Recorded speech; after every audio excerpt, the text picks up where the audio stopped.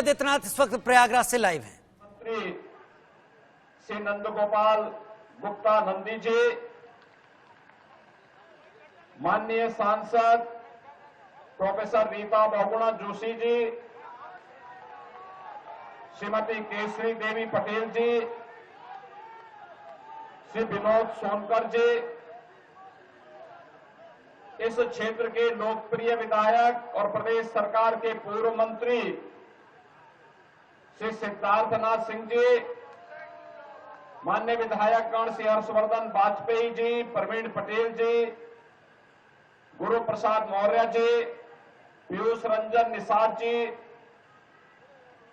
KP Srivastava ji, Surendra Chaudhary जी, श्रीमती निर्मला पासवान जी, प्रदेश सरकार के पूर्व मंत्री श्री नरेंद्र कुमार सिंह गौर जी,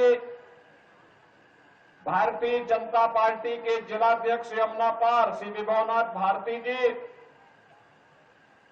निवर्तमान महापौर श्रीमती अभिलाषा गुप्ता नंदी जी, जिला पंचायत अध्यक्ष डॉक्टर वीके सिंह जी, यहां के चुनाव के सह-प्रभारी श्री महेश चंद्र श्रीवास्तव जी, ओंकार केसरी जी, राकेश शुक्ला जी, वरुण केसरवानी जी और महापौर पद के सुयोग्य प्रत्याशी श्री उमेश चंद गणेश केसरवानी जी, पार्षद पद के हमारे सभी प्रत्याशीगण और उपस्थित प्रयागराज के मेरे सभी उपस्थित भाइयों बहनों, प्रयागराज की इस पावन धरा को जिसे भगवान प्रयागराज ने, मां गंगा ने, मां यमुना और मां सरस्वती का आशीर्वाद प्राप्त होता रहा है, जहां से 100 जीवन की नश्वरता और सत्य की शाश्वतता का संदेश सदैव देता रहा है, इस पावन धरा को कोटि कोटि नमन करते हुए आप सभी का हृदय से मैं अभिवादन करता हूं। भाइयों बहनों, अमर शहीद पंडित चंद्रशेखर आजाद की बलिदानी भूमि भी है और महामना पंडित मदन मोहन मालवीय जी की भी कर्म साधना की स्थली रही है। प्रयागराज अपनी आध्यात्मिक साधना की दृष्टि से भी और इस भौतिक जगत में न्याय पाने के लिए भी पूरे प्रदेश की 25 करोड़ जनता इसी प्रयागराज की धरती पर आकर के न्याय पाती है। ऐसी प्रयागराज की धरती को नमन करता हूं। भाइयों बहनों, रामचरितमानस में संत तुलसीदास जी ने एक बात कही थी, कर्म प्रधान विश्व रसि राखा, जो जस करहि सो तस फल चाखा। और मुझे लगता है कि ये पंक्तियां आज भी उसी प्रकार की प्रासंगिक हैं जैसे मध्यकाल में थी। जीवन की शाश्वतता का संदेश देने वाले ये पंक्तियां हमारे कर्म प्रधान व्यवस्था को कहीं न कहीं मार्गदर्शन करती हुई दिखाई देती है। जिस प्रयागराज में दुनिया अपनी आध्यात्मिक पिपासा के लिए आती है, जिस प्रयागराज की धरती ने हजारों वर्षों से मानवता के कल्याण का मार्ग प्रशस्त किया हो, कुंभ हो या माघ मेला, करोड़ों करोड़ों श्रद्धालु प्रयागराज में आकर के संगम में डुबकी लगा करके अपने जन्म और जीवन को धन्य करता है। जहां पर अन्याय अत्याचार से पीड़ित मानवता आकर के न्यायालय की शरण में आकर के न्याय प्राप्त करने की विलासा से आता है, कुछ लोगों ने उस प्रयागराज की धरती को अन्याय और अत्याचार का शिकार बना दिया था, पापाचार का शिकार बना दिया था। लेकिन ये प्रकृति न किसी पर अत्याचार करती है और न किसी के अत्याचार को स्वीकार ही करती है, सबका हिसाब बराबर करके रख देती है। और भाइयों बहनों, आज मैं इसीलिए प्रयागराज की धरती पे आया हूं आप सबसे अपील करने के लिए। ये हमारा सौभाग्य है 2019 में प्रयागराज कुंभ को डबल इंजन की सरकार को एक यूनिक इवेंट के रूप में प्रस्तुत करने का अवसर प्राप्त हुआ था, भव्य और दिव्य कुंभ के रूप में प्रस्तुत करने का अवसर प्राप्त हुआ था। प्रयागराज का कुंभ यादगार कुंभ बन गया। उस समय नगर निगम का नेतृत्व श्रीमती अभिलाषा गुप्ता नंदी जी के नेतृत्व में यहां पर नगर निगम बोर्ड काम कर रहा था और बोर्ड ने अपने स्तर पर अच्छा प्रयास किया। और जब 2025 का कुंभ आए, एक सामान्य कार्यकर्ता से लेकर के भाजपा के अध्यक्ष और अब महापौर की प्रत्याशी उस समय महापौर हो और उनके नेतृत्व में प्रयागराज महापौर की नेतृत्व में प्रयागराज कुंभ फिर दुनिया की भव्य और दिव्य कुंभ की साक्षी बन सके, इसके लिए आप सबसे अपील करने के लिए आज मैं प्रयागराज की धरती पे आया। भाइयों, कभी निराश नहीं होने देता। ये प्रयागराज की धरती है, ये कभी सात्विक प्रवृत्ति को निराश नहीं करती है। मैं जानता हूं कि आपका आशीर्वाद यहां पर श्री गणेश के सरवानी को प्राप्त होगा, कोई संदेह नहीं।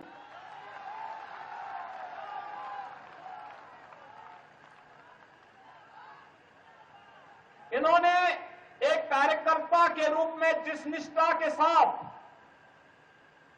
कार्य किया और आज जब भाजपा ने एक अवसर दिया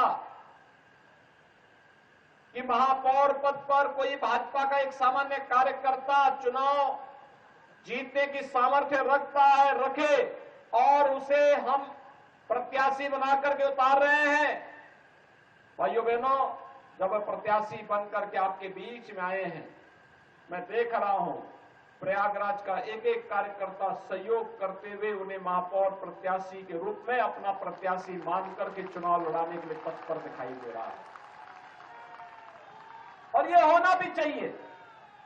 जिस कार्यकर्ता ने अपना जीवन समर्पित कर दिया हो विचारधारा के लिए, संगठन के लिए, अगर उसके लिए सभी लोग मिलकर के कार्य करके अगर उन कार्यक्रमों को आगे बढ़ाने का कार्य करते हैं तो भाइयों बहनों, ये नए कार्यकर्ताओं के सृजन की एक शुरुआत होती है। नए कार्यकर्ताओं को भी अवसर प्राप्त हो सकता है और भारतीय जनता पार्टी इन्हीं नए कार्यकर्ताओं को जोड़ने की पार्टी है। यही भारत का लोकतंत्र है, यही भाजपा का लोकतंत्र भी है।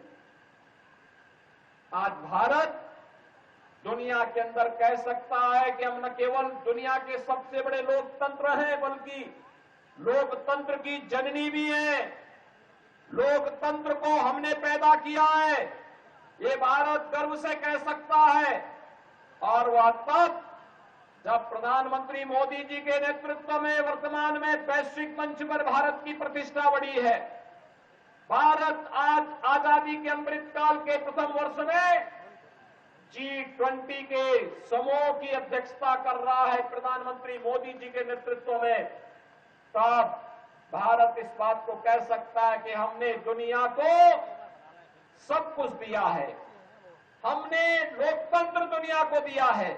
एक समान अधिकार, राजा हो या रंक हो, सभी लोकतंत्र में एक समान वोट का अधिकार प्राप्त करते हैं और अपने इस वोट की ताकत का एहसास दुनिया को कराते हैं और भारत ने समय समय पर किया कराया है। और भाइयों बहनों, एक और वैश्विक मंच पर बढ़ती हुई भारत की ताकत, भारत का सम्मान, भारत के बारे में दुनिया का नजरिया बदल चुका है। और भारत में प्रधानमंत्री मोदी जी के नेतृत्व में बदलते हुए भारत को आपने देखा है। आज कैसे भारत न केवल दुनिया के अंदर अपना सम्मान बनाया है, बल्कि अपने नागरिकों के हितों का संरक्षण करने, अपनी स्वयं की सुरक्षा करने, कैसे एक एक करके प्रत्येक नागरिक के जीवन में परिवर्तन करने का कार्य किया। मुझे आश्चर्य होता है जब भाजपा की बात होती है और भाजपा को जब लोग ये बोलते हैं कि फलानी जाति का वोट मिलेगा कि नहीं मिलेगा, संदेह की नजर से बोलते हैं, तो मुझे लगता है कि इन्होंने भाजपा को लगता है समझा नहीं है। भारतीय जनता पार्टी का मतलब सबका साथ और सबका विकास, और सबका साथ और सबका विकास है तो फिर सबका विश्वास भी है और परिणाम लाने के लिए सबका प्रयास भी है। ये सभी लोग मिलकर के जब कार्य कर रहे हैं, आप बताइए ना, 4 करोड़ गरीबों को देश के अंदर एक एक आवास मिल जाता है, 8 करोड़ गरीबों को उज्ज्वला योजना का कनेक्शन मिल जाता है, 12 करोड़ गरीबों को एक एक टॉयलेट मिल जाता है, 15 करोड़ गरीबों को स्किल इंडिया और स्टैंड अप और स्टार्टअप इंडिया के माध्यम से जोड़ा जाता है, 35 करोड़ गरीबों के लिए जनधन अकाउंट खोले जाते हैं, 50 करोड़ गरीबों को 5 लाख रुपए की सालाना स्वास्थ्य बीमा का कवर दिया जाता है, 80 करोड़ लोगों को कोरोना कालखंड में फ्री में राशन की सुविधा का लाभ दिया जाता है और 220 करोड़ वैक्सीन की डोजेज भारत के नागरिकों को फ्री में देने का काम कोई करता है, भारत के यशस्वी प्रधानमंत्री नरेंद्र मोदी जी करते हैं। और भाइयों बहनों, यही कहने के लिए आज मैं आपके पास आया हूं। हमने तो सबका साथ और सबके विकास के भाव के साथ काम किया। हमने कब जाति के नाम पर किसी को, मत और मजहब के आधार पर किसी के साथ भेदभाव किया, लेकिन हमने तो तुष्टीकरण को कभी प्रोत्साहित नहीं किया। जो तुष्टीकरण को प्रोत्साहित करते थे वही भेदभाव भी करते थे, वही बंटवारा भी करते थे, वही विभाजन भी करते थे।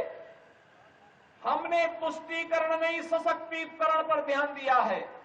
सशक्तिकरण, हर व्यक्ति का सशक्तिकरण, हर नागरिक का सशक्तिकरण, सबका सम्मान और सबका साथ, सबके विकास के भाव के साथ इस कार्यक्रम को आगे बढ़ाने का कार्य किया। आज उत्तर प्रदेश ये परिवारवादी और जातिवादी मानसिकता के दलों से उभर करके एक राष्ट्रवाद की सोच के साथ आगे बढ़ करके आज प्रधानमंत्री मोदी जी के मार्गदर्शन में विकास की नित नई ऊंचाइयों को प्राप्त करता हुआ दिखाई दे रहा है।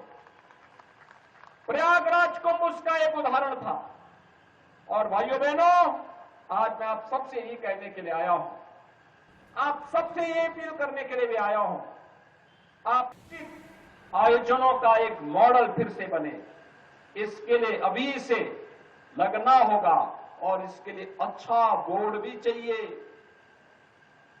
आप गणेश जी को जिताएंगे, कोई समस्या नहीं, हर ओर से आवाज आ रही है, जनता जनार्दन आशीर्वाद दे रही है, लेकिन इनके हाथ पैर तो नगर निगम बोर्ड में पार्षद होंगे, पार्षद। इसलिए 100 पार्षदों में से भी इनका मेजॉरिटी का बोर्ड बने, इसके लिए भी कमल का फूल हर वार्ड में खिलता हुआ दिखाई देना चाहिए। आप तैयार हैं? सभी लोग तैयार हैं? यहां पर केशव जी कैंप कर रहे हैं, यहां पर नंदी जी कैंप कर रहे हैं, यहां पर स्वतंत्र देव सिंह जी कैंप कर रहे हैं, यहां पे सिद्धार्थनाथ सिंह जी कैंप कर रहे हैं, हमारे 3 सांसद आपने यहां से दिए हैं, हमारे सभी विधायकगण और एमएलसी गण यहां पर कैंप कर रहे हैं, वरिष्ठ जन है, संगठन के पदाधिकारी हैं, इन सब का आशीर्वाद एक साथ प्राप्त हो जाएगा। इस दृष्टि से आप सबका आशीर्वाद भी चाहिए। सहमत हैं सभी लोग? गणेश केसरवानी जी के नेतृत्व में फुल मेजोरिटी का बोर्ड बनाएंगे प्रयागराज में। और भाइयों बहनों, प्रयागराज में आप बनाइए और हम लोगों ने माफियाओं की जो अवैध संपत्ति थी उस पे तोड़ करके जो गरीबों का आवास बनाए हैं, बोर्ड बनाइए। अगले महीने उस संपत्ति पर गरीबों को आवास आवंटन करने के लिए भी आने जा रहे हैं। यहां पर जो भी माफिया गरीबों की संपत्ति पर कब्जा करके ऐसे कब्जा करने का प्रयास करेगा, उसकी संपत्ति को ऐसे ही जब्त करके गरीबों के लिए आवास बनाने का काम सरकार करेगी। डबल इंजन की सरकार करेगी। हर गरीब को संरक्षण देंगे, हर शरीफ को, हर व्यापारी को सुरक्षा देंगे। लेकिन राज्य सरकार भ्रष्टाचार और अपराध में जीरो टॉलरेंस की नीति के तहत कार्य अपना अनवरत जारी रखेगी। इस विश्वास के साथ श्री गणेश केसरवानी जी के नेतृत्व में भारतीय जनता पार्टी के फुल मेजोरिटी के बोर्ड को बनाने की अपील प्रयागराज वासियों से करता हूं। और भाइयों बहनों, ये तब संभव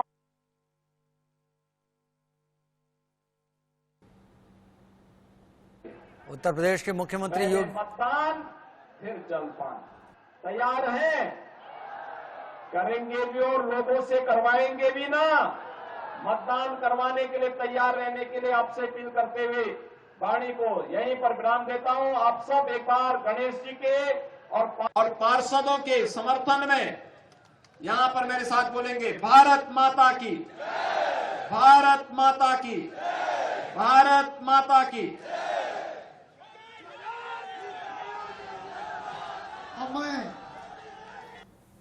उत्तर प्रदेश के मुख्यमंत्री योगी आदित्यनाथ प्रयागराज में निकाय चुनाव के पहले चरण के मतदान के पहले प्रचार के आज आखिरी दिन एक रैली को संबोधित कर रहे थे और जनता से अपील कर रहे थे कि निकाय चुनाव में बीजेपी के उम्मीदवारों को विजयी बनाएं।